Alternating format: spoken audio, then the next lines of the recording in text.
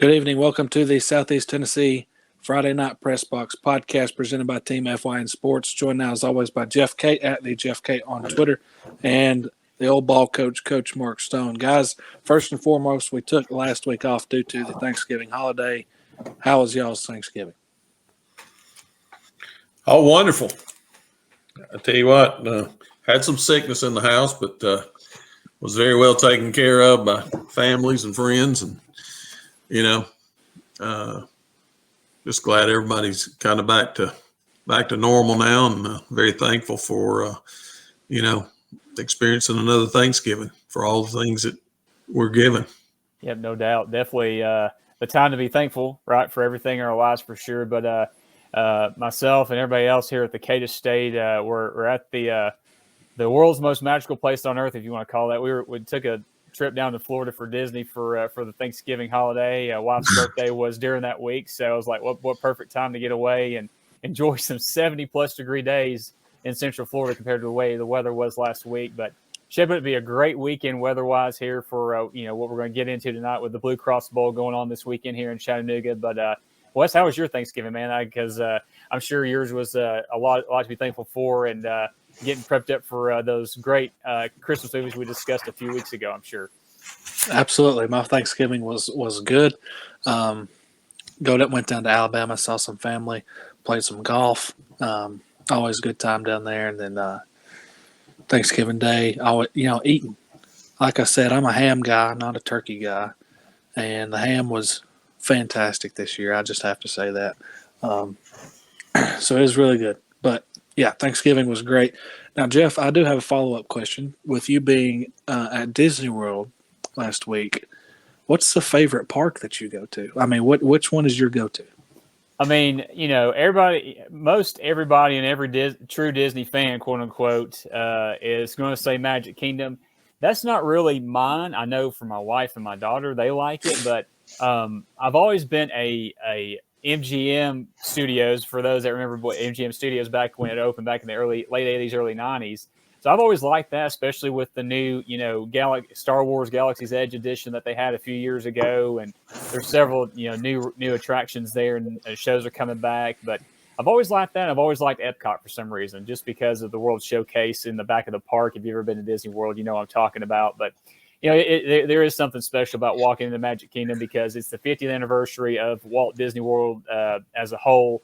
Opened in 1971, the Magic Kingdom did. So it's pretty cool to kind of see, the things that they did for the 50th anniversary, and my wife and my daughter loved it too. So, yeah, definitely a win-win, but I would have to say probably Hollywood Studios, as it's called now, would be my go-to park. Let's see. I'm trying to – most underrated ride at Disney World, I'll just go ahead and tell you right now, is in Epcot, Jeff Kate, and it is the Finding Nemo ride. Okay. The Finding Nemo ride at Epcot. Listen, you go through Finding Nemo. Right after you get off, it's a whole aquarium. I mean, it's like going to Ripley's Aquarium after going through this whole Finding Nemo story. I mean, it is fantastic. Well, I will say probably the highlight of the trip for me, we definitely did that. One of the lower weighted attractions, of course, Wes, that'd be your one of your go-to rides right there for sure. So any ride with a low wait time on the board is going to be one of mine as well. So right there you go. But I will say before we dive into this high school football stuff, one of my favorite memories of this trip, in addition to this new Star Wars edition at Hollywood Studios, they have a Millennium Falcon Smuggler's Run, they call it. It's like a simulator where you're flying the Millennium Falcon. Well, my little girl was in the Han Solo seat, and I was in the Chewbacca seat flying it with, other people there.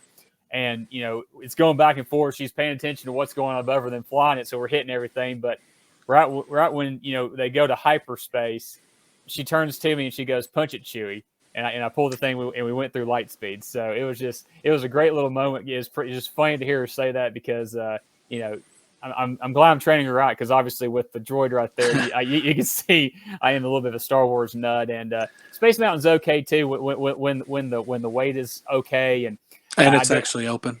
It is open for sure, and it was pitch black when I went through it late on Thanksgiving night there at Magic Kingdom, and it was a rip roaring good time too, because going all over the place, and that's just classic Disney ride too. So now I want to take a moment here, because we Coach Stone, we have a very special guest coming on to the podcast tonight, and I'm going to get his thoughts about some Disney World stuff before we get in here.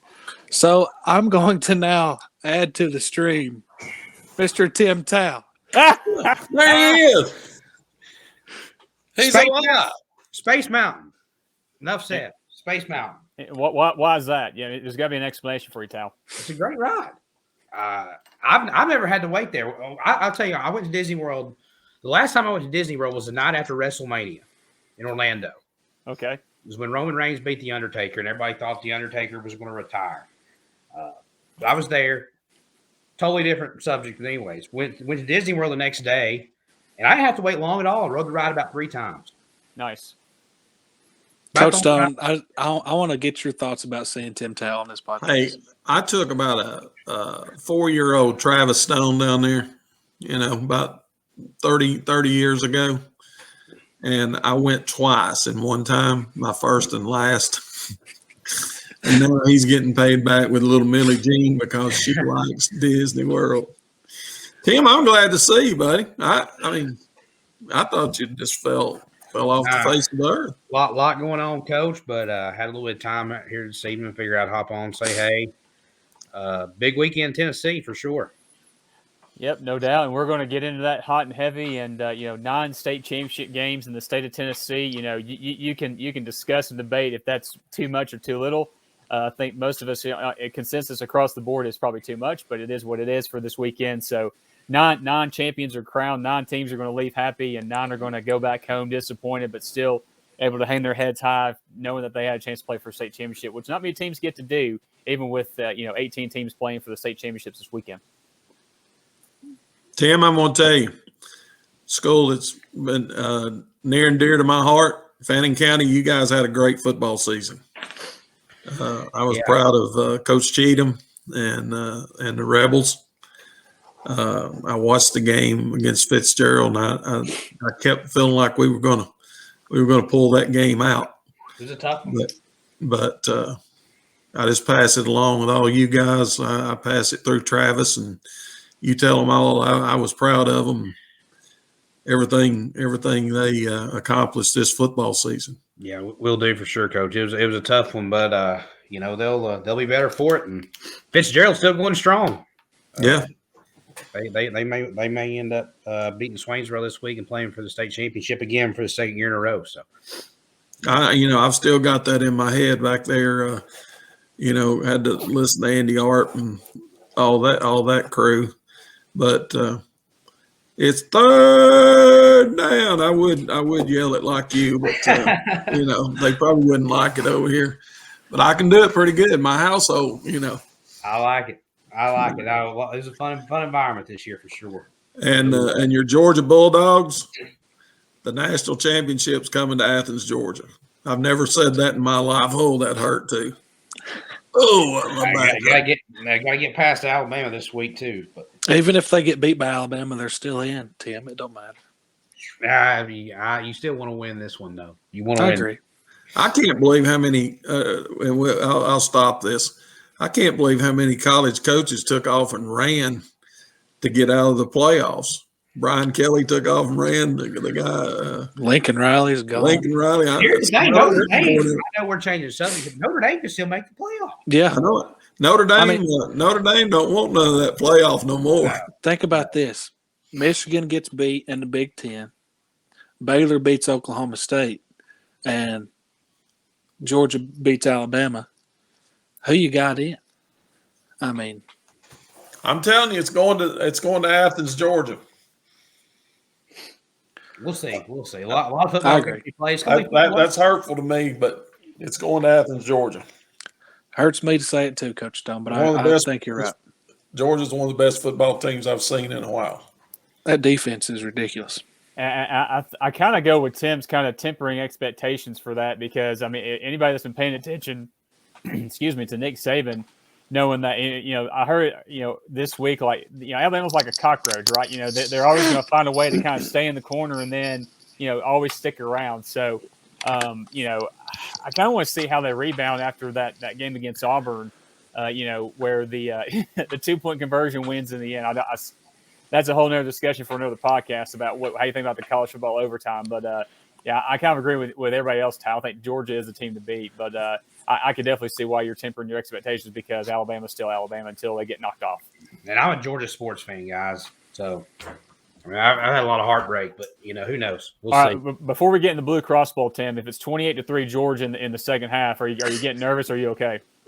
I'll actually be taking off to Murphy High School to go watch our high school girls and boys play Murphy. I like it. That's good. I'm glad to see you, Tim. I really am. Yeah, I've been meaning to call you, Coach. Been busy, obviously. Been meaning to call you. Heck, I wasn't even on the Georgia show the last 5 weeks. So Still got the same phone number. so special. I've not even been on the Georgia show. So Well, hey, Chris Napier and the Georgia crew is ours now, so too bad. Suck it. We are Wesley and I are inviting everybody down to the farmhouse restaurant. Y'all come down here and we'll eat and we'll reminisce when this is all said and done. We definitely all need to get together for sure. For sure. You okay, Wes? You all right, Wes? I just can't believe Jeff Kate said that. We're trying to get the numbers up. Tim's going to appreciate that. We're trying to get the numbers up.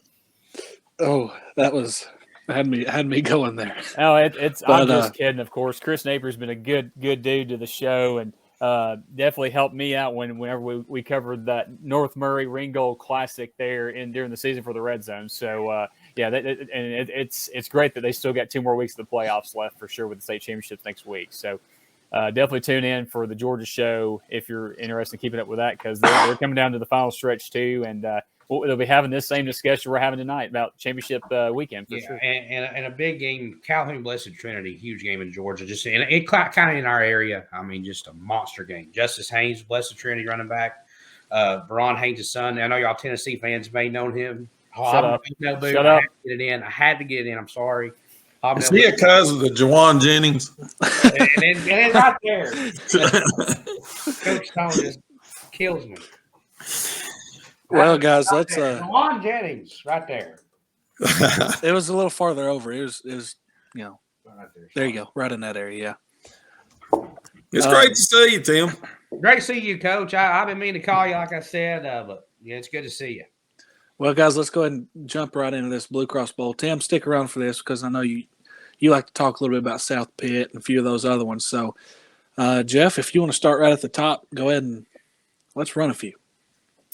All right, let's do that. We'll kind of stick with our 2 local teams that are in our coverage area and making state championship game appearances. And let's just start off with that Division II AAA showdown going on tomorrow night at Finley Stadium. So the last game of the first day, 7 o'clock local time, as the Macaulay Blue Tornado are going to be taking on the NBA football team that they played. Actually, this is a rematch from a game, guys, back in it was on September 3rd, and, Macaulay had to hang on for a 3-point win against NBA. So, I think we talked about during that time, too. These 2 teams always seem to have really good matches between these 2. So, for Macaulay, they're looking for back-to-back state championships. And, NBA, really, they've kind of have had – kind of one of the stronger, as far as midway point of the season on.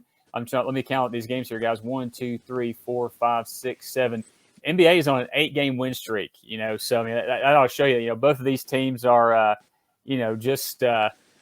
both teams coming in hot. Obviously, Macaulay's going to be the strong favorite, but could be one of the better matchups of the weekend. And we're getting in the first day of the state championship game. So. For Coach Potter's team, looking to just continue doing what they've been doing. And, for NBA, looking to play spoiler and looking to kind of avenge that loss back on September 3rd and win a state championship. And for Macaulay, looking to add gold ball trophy number 4 in their trophy case. I got Macaulay. Big. And it's hard to say this because really there is no home field advantage, but it's in Macaulay's back door. And, right there at Finley, I mean, there might be 10,000 blue shirts there tomorrow. Well, I mean, if you're looking at they are the closest team. I mean, it's not even like 5 miles. So, I mean, that'll just kind of show you how, but like you said, though, I mean, really there is no home field advantage, but let's just be honest. There's going to be more Macaulay fans there, especially a 7 o'clock kickoff. A lot of them can come straight from work, over to Finley Stadium to check out their Blue Tornado against NBA. And Tim, I think a lot of people are leaning to what you're saying there too. And I think people also, the NBA crowds will be like, hey, we've been close with these guys before, and what better way to continue our hot streak than that? But yeah, I think McCally's going to win this game and go back to back to back. But it would not surprise me if this game was a close game in the fourth quarter. But I think it's going to be a double-digit win for the Blue Tornado. But like I said, it would not surprise me to kind of have a repeat of what we saw back in early September.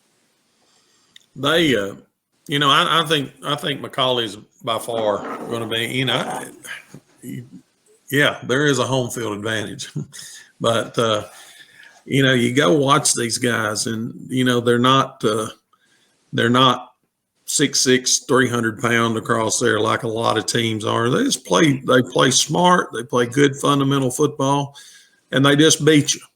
And for 30 years, 40 years, I've went to see them back when Coach Potter's daddy was the coach, and they come out there and you think, oh gosh, this team's gonna just run all over them, and next thing you know, they've got a 41-30 or 41-14 win against a team that looked talent-wise far superior than them.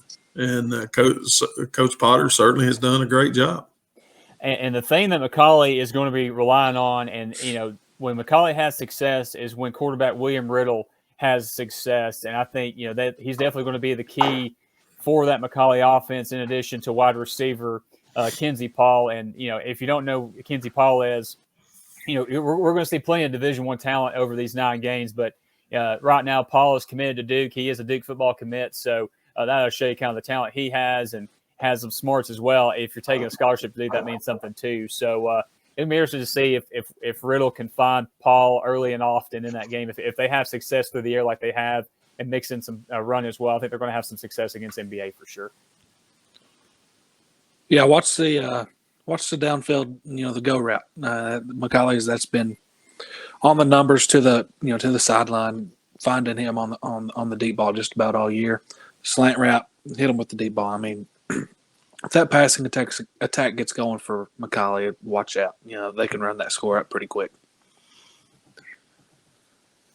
Yeah, but no doubt. And I guess, let's jump right into the public school classification. Our second and last local team making an appearance in the Blue Cross Bowl. It's going to be the 1A championship game. It's going to be McKenzie, 14-0, taking on South Pittsburgh. They had a 10-2 season, and really one of the more impressive. I mean, this sounds weird to say that South Pittsburgh had one of the more impressive years, but not just what they've done on the field, but obviously, if you've been keeping up with the Pirates, they've had to overcome adversity on and off the field this year. Obviously, with Coach Jones leaving early in the season to go back to the CFL, and for interim coaches Heath Grotter and Wes Stone, they came in. They're South Pitt guys, and they've kind of held the glue. They held the ship together. No pun intended. The Pirate ship together, and it's resulted in another state championship game appearance. And we mentioned McCauley going to bring a bunch of people. I think South Pitt may actually bring more people than McCauley, because it's going to be pretty much a situation where, okay, the last one in town, turn the lights off, and we'll see at Finley Stadium come at 3:00 on Friday afternoon. This game's at 3:00 Friday afternoon, and for South Pitt, obviously, the expectation is state championship or bust, but they're obviously going to be taking on a very good team in McKenzie. Obviously, being undefeated, that'll show you kind of how their season's gone. They've had some very good games against Gordonsville in the playoffs, just to name a few that have gotten into this point. So, South Pitt looking to add another gold ball to the trophy case as well, and looking to spoil a perfect season for McKenzie in the process. McKenzie coming in as a 7.5-point favorite. South Pittsburgh was a heavy favorite last year, if you guys remember. A heavy favorite going up against Fayetteville last year. Everybody thought that South Pitt was going to roll over Fayetteville. They didn't, unfortunately. Fayetteville came out with a W. I think this year, I think South Pittsburgh gets it done. I mean, and what a storybook ending to this season with everything they've went through. A lot of those players have a bad taste in their mouth from last year at Cookeville. And I'm telling you, South Pittsburgh, I think, gets it done. Not only do they cover the 7.5, they win the football game in the state championship. One thing that I kept watching the scores last week, and I thought, God, they're going to lose. They're going to lose. And And those guys play so many blowout games, but when they get in the tight, man, I tell you what, that's when they're the best. And I just kind of watch highlights and hear, listen to the TV and stuff. And those guys, they don't crumble in tight situations. And I agree with Tim. They didn't play the best football game last year in the state championship. I think they're going to be hungry. They've lost a head coach in the middle of the year, and and that program down there. It doesn't. It's just solid. I think they're going to get the job done tomorrow. Well, Coach Stone, I think you hit the nail on the head right there. Close games, right? Obviously, last week in the semifinal game, they had I think it was a 14-point second half deficit. Yeah. Come roaring back and win by 8 points to get to this point. And I think it was October when they played at North Jackson that we did for the Red Zone. That was our game of the week. That game was they were shut out in the first half, and they were down by double digits in the second half, and had to rally back and get a touchdown late in the game to get a 21-20 victory over North Jackson. So they've had close games this year. They've played really good teams, including a team that Tim knows and has seen as Dade County as well. They had a lead in that game in the second half, I believe, as well, Tim, and only to see Dade County come back and win that game. So, we're used to seeing South Pittsburg have these, mercy rule games almost all season. And, when games get tight in the playoffs, it's definitely a lot tougher for them. But, those two games during the season, I think, have definitely helped in this point, and throwing the fact of that semifinal come from behind victory last week on the road, too, to get them to this point. So, they're clicking on all cylinders, and they're going to have to be doing that to take on this McKenzie team. Don't know a ton about them, but like I just said, when we first started talking about them in this segment, 14-0 means something. You can only play the teams that are on your schedule. It doesn't matter how bad the region opponents are. But, it's definitely going to be interesting to see how much of the town of South Pittsburg and Marion County shows up to help support the Pirates. And, if anybody in town, you get off work early on Friday and go down to support South Pittsburg and McCallie tomorrow night if you can, because they're definitely going to need it. Let's prove – we're going to be biased here until McCallie and South Pittsburg play. So get out there and support them, and definitely just we'll talk about this throughout the show, but get out there and support the event, right, for sure, because it's only guaranteed here for the next 2 years before the bid process comes back open. Oh yeah, and we'll see if how it goes this weekend. But yeah, I'm expecting a great crowd all 3 nights, but especially when our 2 local teams are playing tomorrow and Friday afternoon. Well, what a great opportunity for the city of Chattanooga, and I just hope there's a good crowd. It's supposed to be good weather too, up until Saturday night. Had a chance of rain possibly, but it's supposed to be great weather. Friday's going to be perfect weather. Yep. So, I know Tim Morgan was on. He's not going to be able to make it with us tonight because, they're in the final prep stage, and rightfully so. And I was going to tell him this today. I think I'll tell him later. It's going to be Chamber of Commerce type weather the first 2 or 3 days of this event. So, Chamber of Commerce afternoon. There's no excuses, right? The weather's going to be perfect. There's plenty of room. There's plenty of stuff to do around the stadium in between games. Get your butts down there, support this event, and watch some great football. But we'll hit some of the other matchups, in the next couple of segments, because there's some great matchups not involving our local teams, but still something to keep an eye on as the Blue Cross Bowl unfolds this weekend. Guys, can I say one thing? Absolutely. Just one. South Pittsburgh's offensive line and defensive line is probably one of the best around. Okay, they are. They really are, Tim. This is an inside joke, but they got a great offensive and defensive line. But one of their 2 losses came to a very good Murfreesboro Oakland football team. Yep. What, 6A finalist?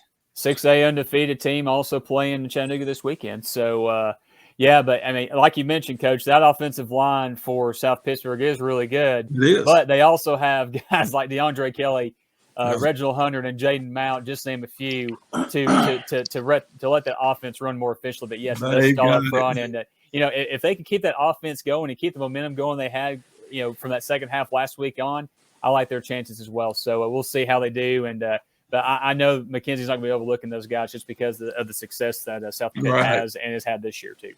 Right. Yeah, guys, we'll continue talking about the Blue Cross Bowl right after this quick commercial break. on the Friday Night Press Box presented by Team F1 Sports.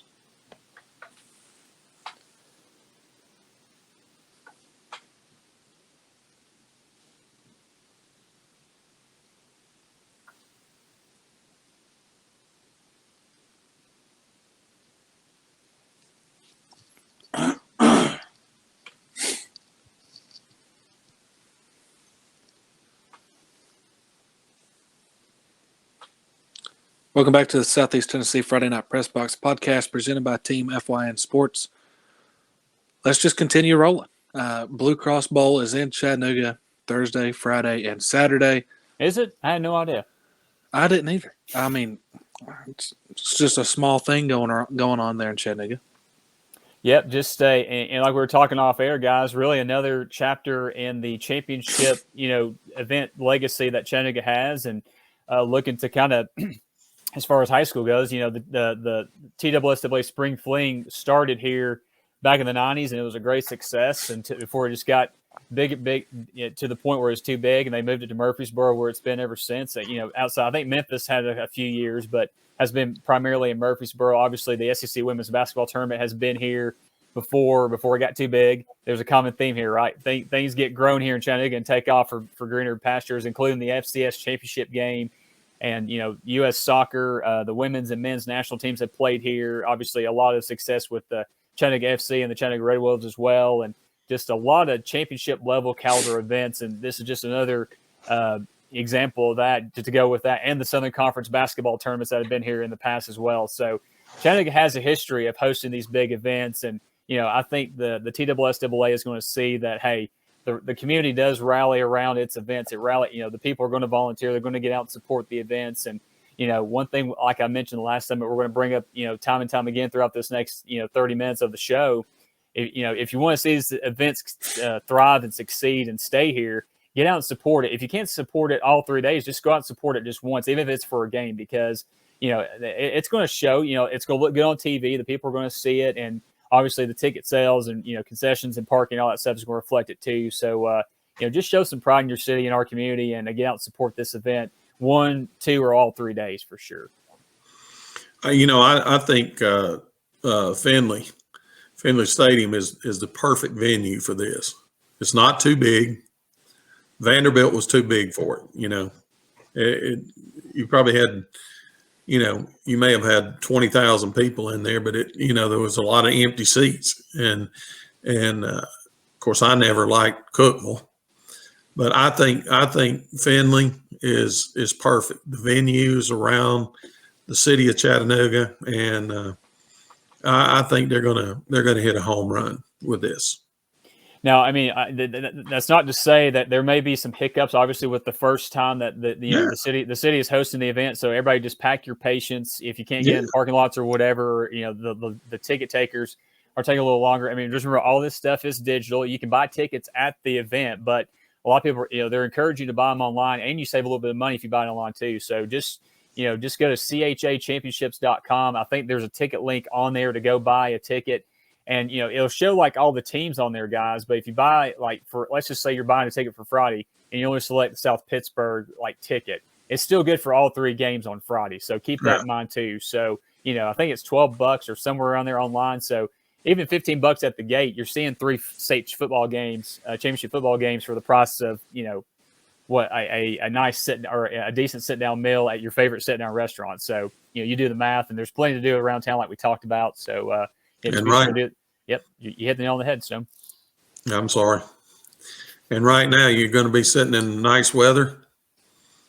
Yeah. You're not going to have snow on you, rain on you, and it's not going to be 21 degrees.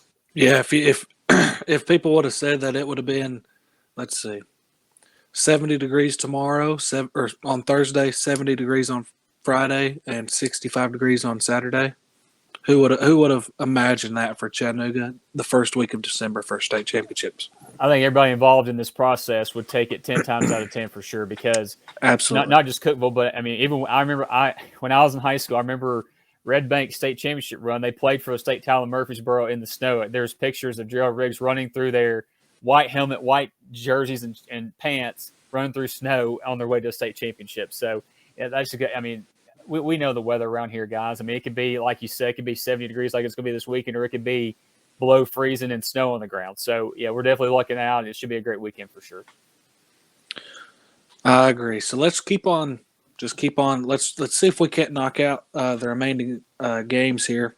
We don't have to go in depth on mostly any of these, but one game I do want to start with that does feature one of probably the nation's best player, and Walter Nolan. Powell plays Page, and that will be Friday, the 7:00 game on Friday. Friday, all three games include a East Tennessee team. Alcoa plays East Nashville the first game at 11.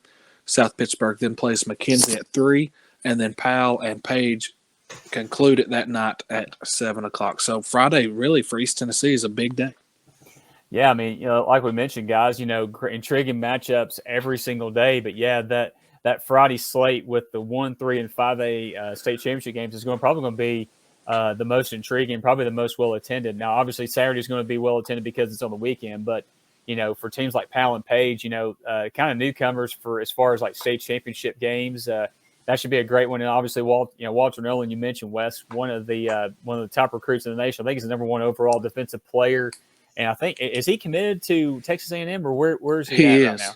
He's committed to A&M, but who knows? Pretty much everybody in the SEC and big-time college football programs are looking to get this guy for sure. So, but as far as, Powell and Page go, Powell coming in 12-2 on the year, Page 13-1. Powell, we talked about, the Ray County matchup they had a few weeks ago back in the quarterfinal round, seeing if Ray was able to stop the momentum that Powell has had this year. But nope, Ray County wasn't able to run the wing T at its max efficiency like they've done against other teams this year. So Powell, I got to see them last year against Walker Valley. Walker Valley got a victory there, but Powell is a really strong football team, and I think it's probably be one of the better matchups of the entire weekend between those two teams. So I'm kind of interested to see if how those two teams match up. And another a guy you want to keep an eye on as well as the quarterback for Page is Jake McNamara. He's going to Colorado State at the moment. He's a Colorado State commit, but very good quarterback and just very efficient with the offense. And it's going to be kind of interesting to see how that kind of offense is going to go against Nolan and the Powell defense. So it's like, are we expecting a high scoring game with how Page puts up points on the board, or are we going to expect Powell to do Powell things on defense and hold them to the season average for sure? But yeah, it should be a great matchup. I'm looking forward to seeing that one myself. I about punched a hole in the wall last Friday night. Powell put Nolan back there as a wildcat down on the goal line, and I believe it was in the first half, and he got hit in the knee, and they had to come out on the field and get him. And I thought, oh God, how do you do that? How do you do that in the semifinal? Number 1 player in the nation, defensive lineman. But I'm looking forward to seeing him play.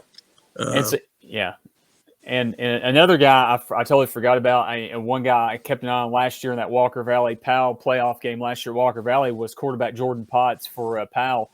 He had a great year last year, and kind of want to see how he does on this stage. I think he struggled a little bit last year against Walker Valley, but obviously with Powell, being 12-2 this year, they have definitely got things cranking on all cylinders, especially with the defense to help give them opportunities and give them the ball.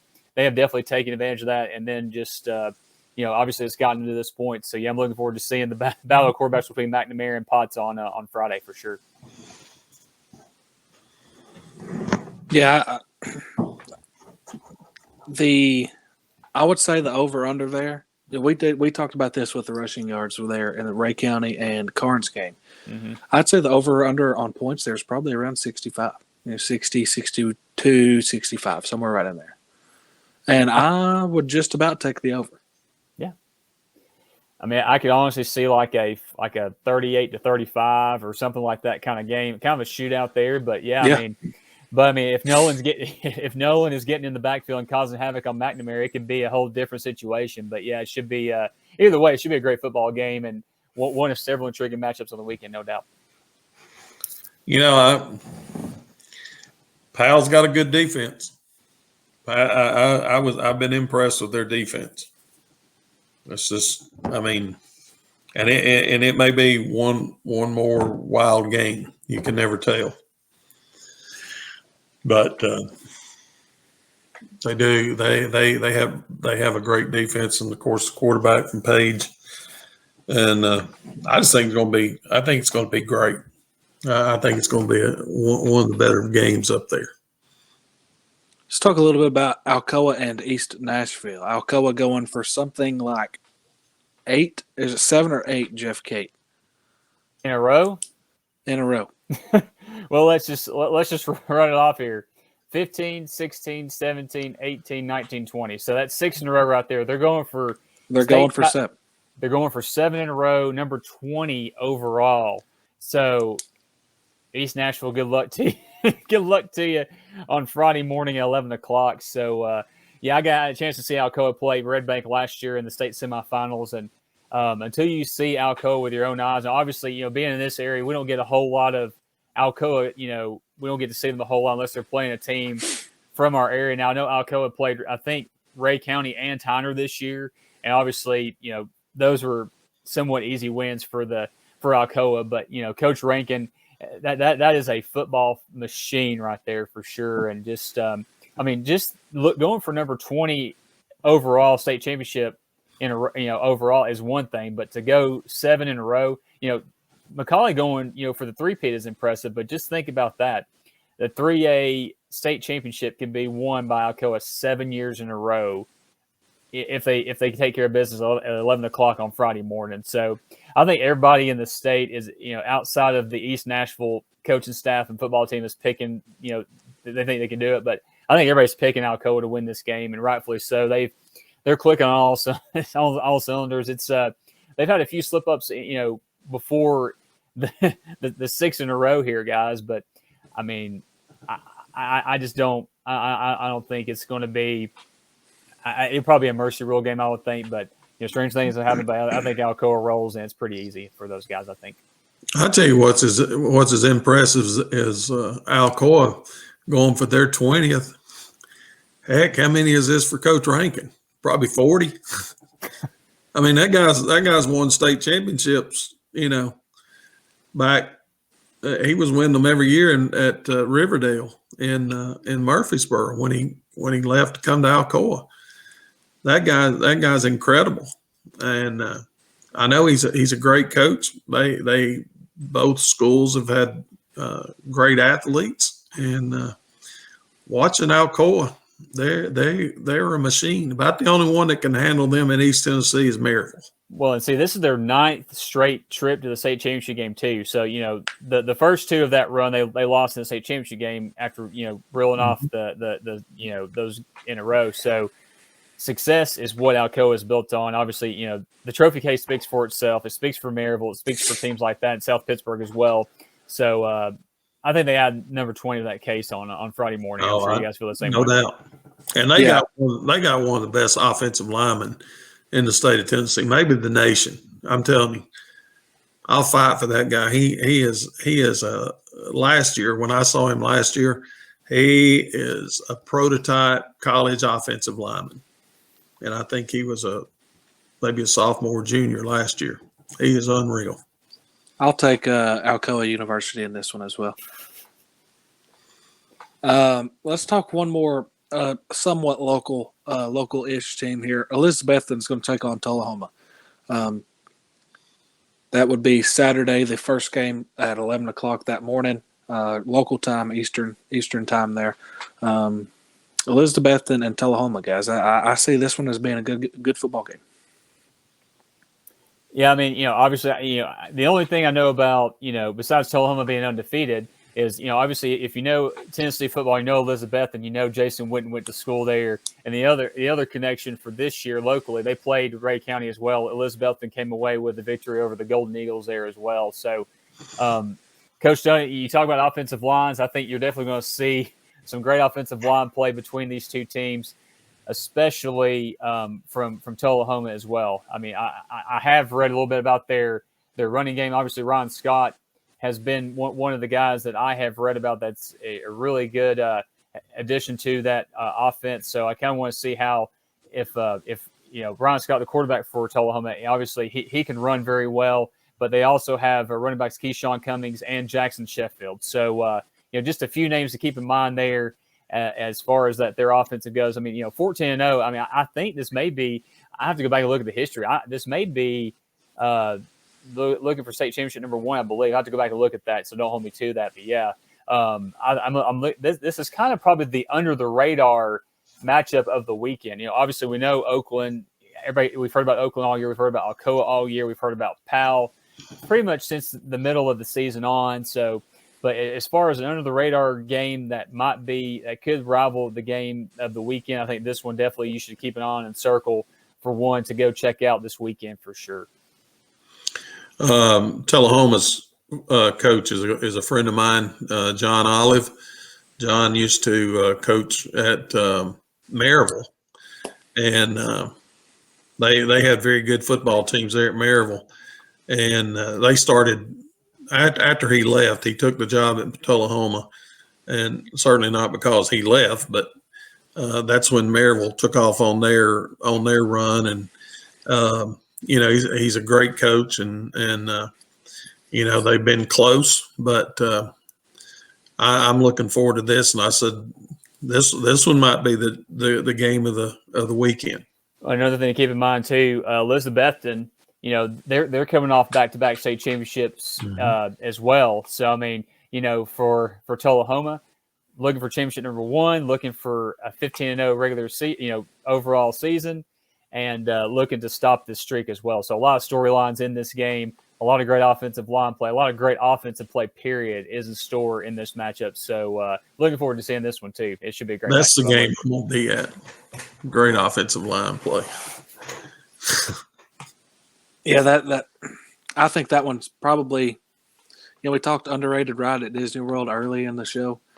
Underrated game of the Blue Cross Bowl right there, Elizabeth and Tullahoma. I think it's got overtime written all over it.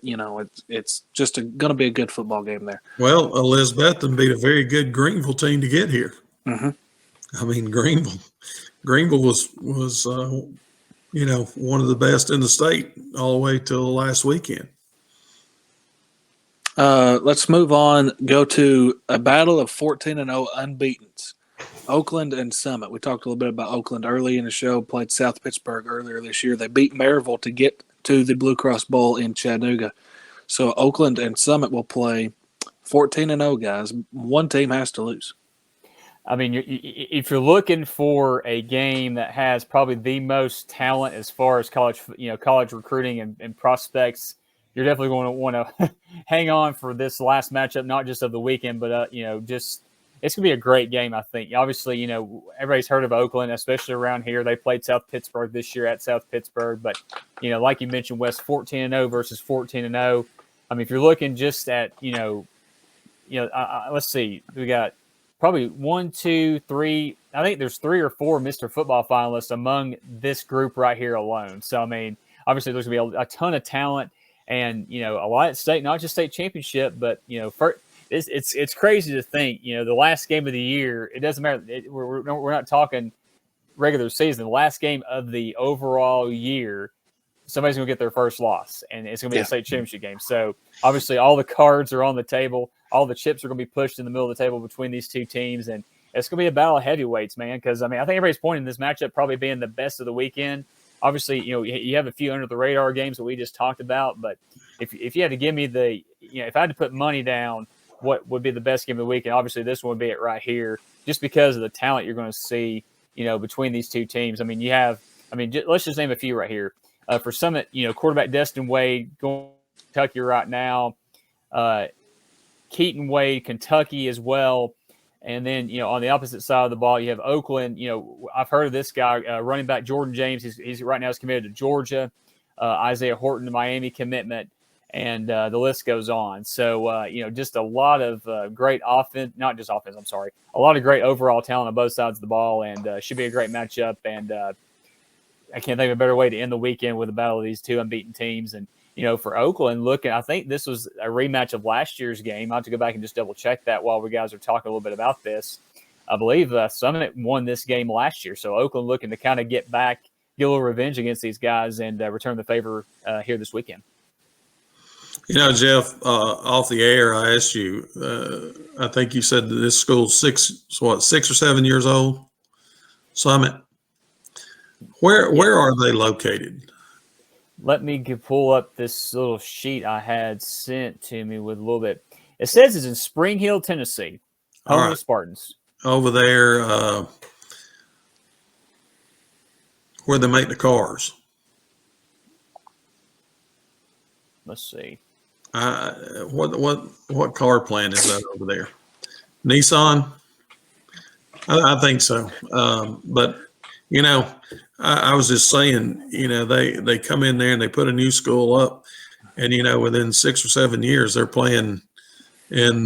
This is their second state championship, and they're that's a good area over there, and to see all that talent. But I was over in Middle Tennessee this summer, and I think I passed Summit High School over there. So.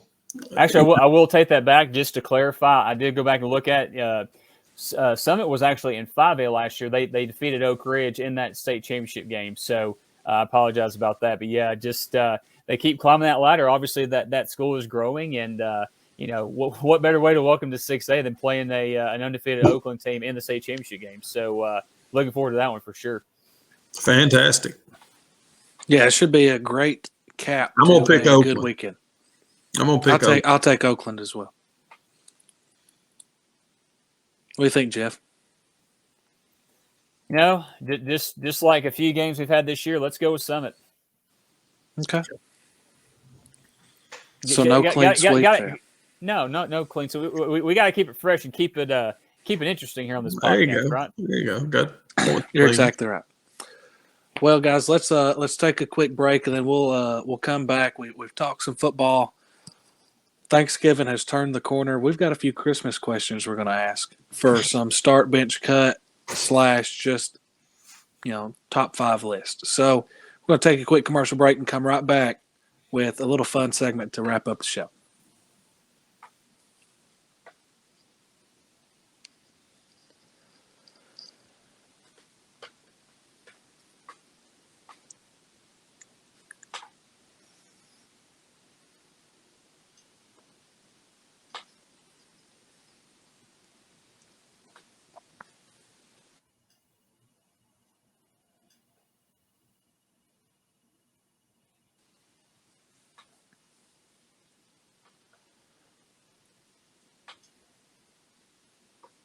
All right, welcome back to the Southeast Tennessee Friday Night Pressbox podcast presented by Team FYN Sports.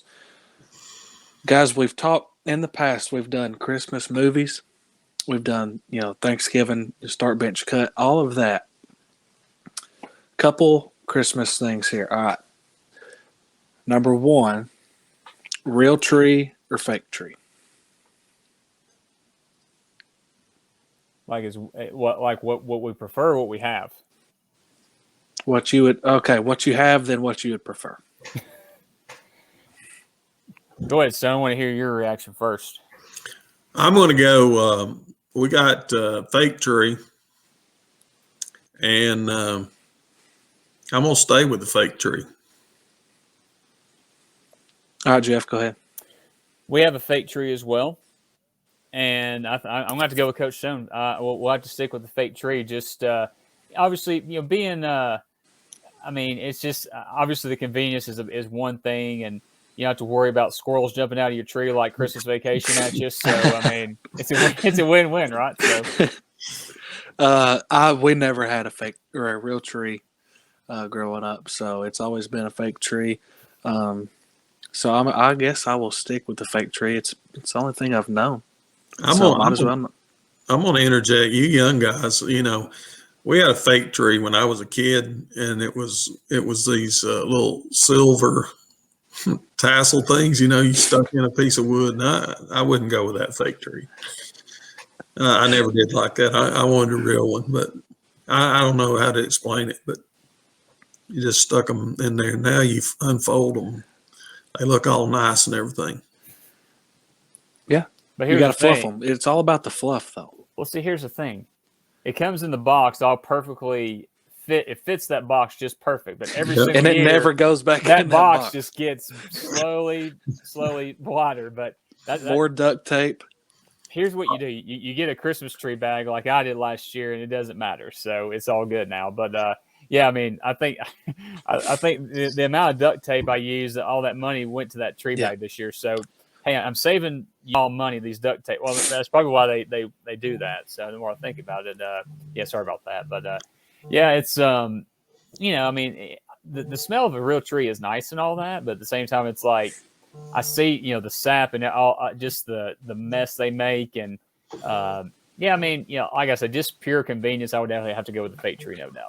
I saw a thing the other Could day. mess up the allergies too. I saw a thing the other day. Yeah, you ever remember spraying snow on your tree? I mean, you got fake snow all over the rug, and if you did it outside when you came through the door, it all knocked off. So you had to do it again. Right. All right. So we've done the tree. What is your favorite Christmas song? Either, you know, past, present, it doesn't matter. Your favorite Christmas song. And I'll start with you, Jeff K. Barking dog jingle bells. What are you talking about?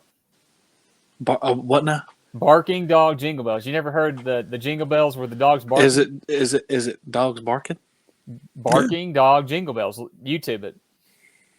I'm joking, of course. It's legit dogs barking the tune Jingle Bells. But I mean, you know, you have like, you know, Silent Night. You know, that's definitely a classic Christmas hymn. You know, for Hold on.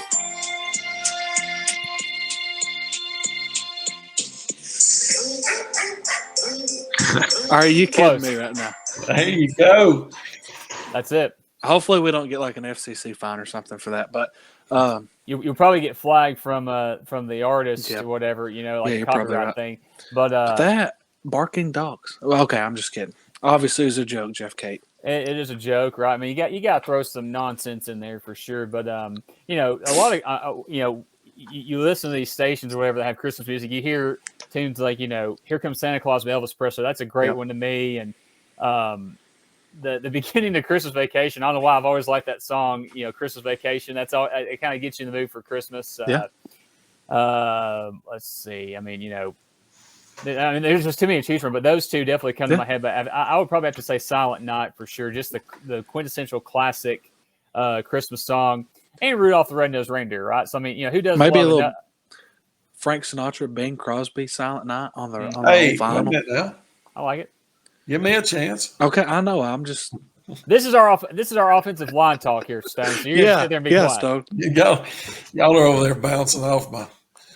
Okay, go ahead, Coach Stone. I'm Dreaming of a White Christmas. I love that one. See, we didn't say that, so it's all good.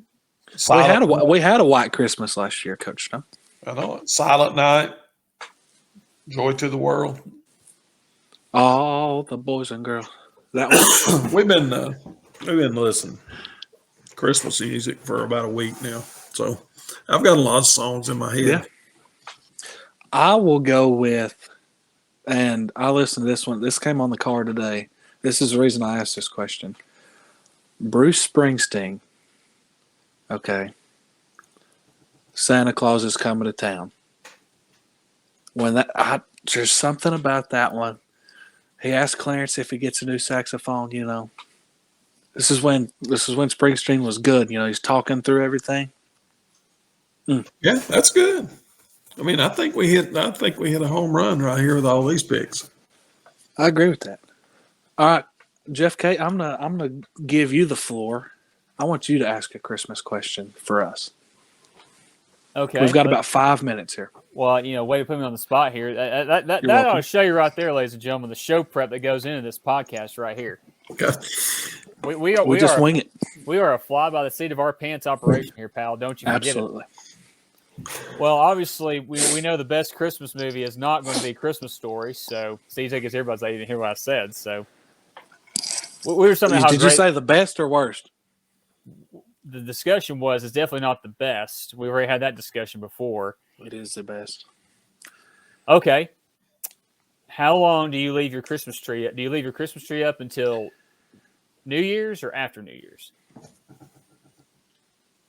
I feel like Linda needs to answer this question. We don't have one up yet. So I will tell you that ours goes up on Black Friday, and it comes down as we are watching New Year's Six bowls on New Year's Day. I think it just kind of depends. I mean, it's like, it depends on how lazy you're wanting to be. I guess for me anyway, it's like we've taken ours down. On New Year's Eve, we've left it until the 2nd or 3rd of January. It really just depends on kind of how much longer you want to enjoy the holiday. I don't think there's a set time. I mean, people may disagree with that, but I don't think there's any really set time now. If you're playing Christmas music, before Thanksgiving or before Halloween or something, that's one thing. I have seen people doing that. Yeah.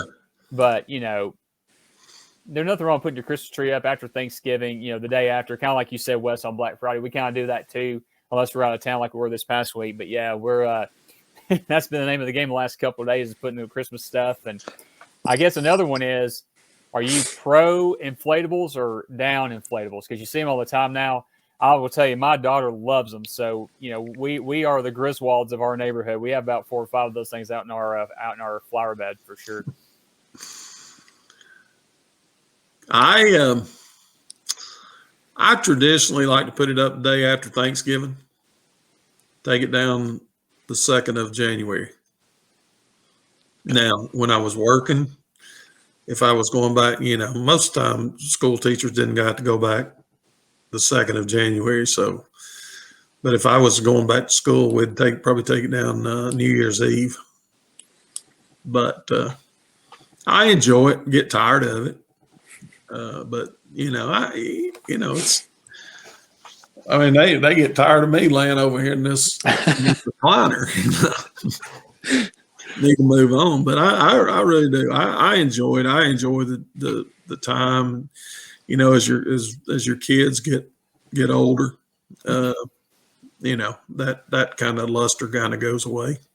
Well, it's like, I'll kind of go back to Wes's favorite Christmas movie, Christmas Story. I find myself doing this, late at night or, whenever I'm watching TV, I'll turn the lights off in the house and my Christmas tree will be lit up and I'll just sit there watching TV with the Christmas tree on. I mean, it's just the atmosphere of the year. It's just the kind of the setting, the lighting and the, just kind of the peaceful quiet, kind of like in that movie as well. So I have kind of used that in my own life as well. So Linda, give you 2 thumbs up.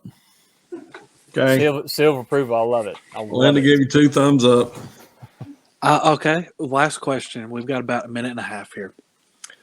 On the Christmas tree, white lights or colored lights? That depends on what comes pre-lit on the fake tree, doesn't it, Wes? We do white lights. Always been a white light. We've got white lights outside. Yeah. White lights on the tree. But I will say, colored lights on my tree here in my room. I will say, this Christmas tree has been up since 2 days after Halloween in 2019. Hasn't left year round. There you go. I like white lights. I like different colored ornaments. You know what I'm saying? Yep. I think those white lights make those ornaments stick out. Stone going all HGTV on us here. Well, when I'm not in control of the remote, it's HGTV. So hey, Property Brothers, I can watch it. That or Food Network at my house. Yep. Little diners, drive-ins, and dives too. That's a Friday night go-to in my house. There. Come on now, I just ESPN, SEC Network, Fox, Football Saturday. Yeah. Yep. Well, boys, speaking of football Saturdays, we got football Thursday, Friday, and Saturday this week here in town. So let's just kind of pump that one more time before we get out of here. Blue Cross Bowl state championship football games in Chattanooga this weekend. 3 games Thursday, 3 games Friday, 3 games Saturday. CHAchampionships.com for ticket information. Like we talked about throughout the show and throughout every segment. 1, 2, or 3 days. Just get down there and support this event because, I mean, ultimately the success of the event is going to be how well it's received and how well it's attended and how well it's been pumped up. So get out there and support it, and we'll have some fun this weekend, and we'll talk all about it next week.